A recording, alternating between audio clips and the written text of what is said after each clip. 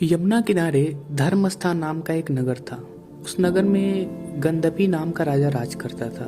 उसी में केशव नाम का एक ब्राह्मण भी रहता था। ब्राह्मण यमुना के तट पर जब तप किया करता था।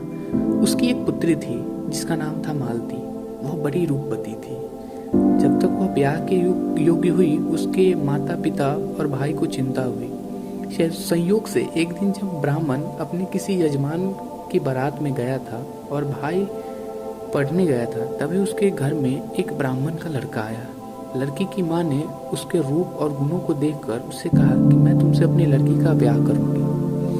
उधर ब्राह्मण पिता को भी एक दूसरा लड़का मिल गया और उसने उस लड़के को भी यह वचन दे दिया। उधर ब्राह्मण का लड़का जहाँ पढ़ने गया था, वहाँ एक लड़के से यही वादा कराया। कुछ समय बाद बाप बेटे घर में इकट्ठा हुए तो देखते क्या है कि वो एक तीसरा लड़का और मौजूद था जो उनके साथ आए थे। और क्या हो, ब्राह्मण उसका लड़का और ब्राह्मणी बड़े सोच में पड़ गए। देव योग से हुआ यह कि लड़की को सांप ने काट लिया और वो मर गई। उसके बाप, भाई और तीनों लड़कों ने बड़ी भागदौड़ की। जहर झाड़ने वाले को बुलाया पर नतीजा न निकला। सब अपनी अपनी करके चले गए। दुखी होकर वो उस लड़की को शमशान में ले गए और क्रियाक्रम कराए। तीनों लड़कों में से एक ने तो उनकी हड्डियां चुन ली और फकीर बनकर जंगल में चला गया। दूसरे ने राख की गठरी बांधी और वहीं झोपड़ी डालकर रहने लगा। तीसरा योगी होकर देश विदेश घूमने लगा। एक दिन की बात है, वह तीसरा लड़का घूमते घूमते किसी नगर में पहुंचा और एक ब्राह्मण के घर में भोजन करने बैठा। उस ब्राह्मण का बेटा राजा के यहाँ एक सैनिक था। भोजन के दौरान ही कुछ सैनिक ब्राह्मण के बेटे की शव लेकर आए। तभी घटना ब्राह्मण को बता दी, जिसके कारण उसका बेटा मरा था। ब्राह्मणी रोने लगी। वह योगी भी भोजन छोड़ खड़ा उठ हुआ।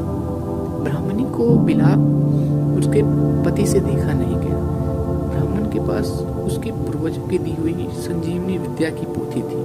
ब्राह्मण ने संजीवनी विद्या की पोथी लाकर जैसे ही एक मंत्र पढ़ा, उसका मरा हुआ लड़का फिर से जीवित हो गया। यह देखकर वह योगी सोचने लगा कि अगर यह पोथी मेरे हाथ पड़ जाए तो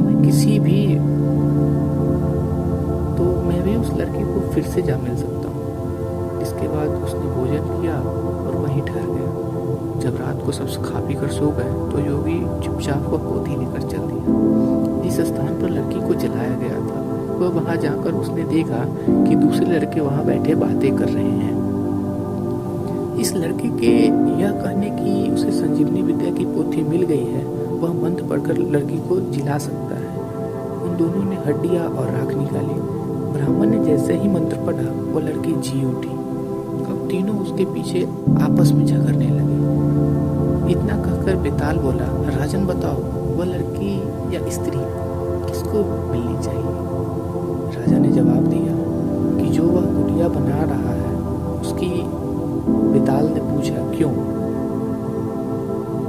राजन ने जवाब दिया कि जो वहां कुटिया बनाकर रहा उसकी। बेताल ने पूछा, क्यों? विक्रम बोला, जिसने हड्डियां रखी वो तो एक बेटे के बराबर हुआ। जिसने विद्या सीखकर जीवन दान दिया वह एक बाप के बराबर हुआ। जो राख लेकर रमा रहा वही उसकी हकदार है। विक्रम यह जवाब सुनकर बेताल से कहा, तुमने अच्छा गणित किया, परंतु अपनी शर्त भूल गए। और फिर बेताल पीपल के पेड़ पर जा लगा।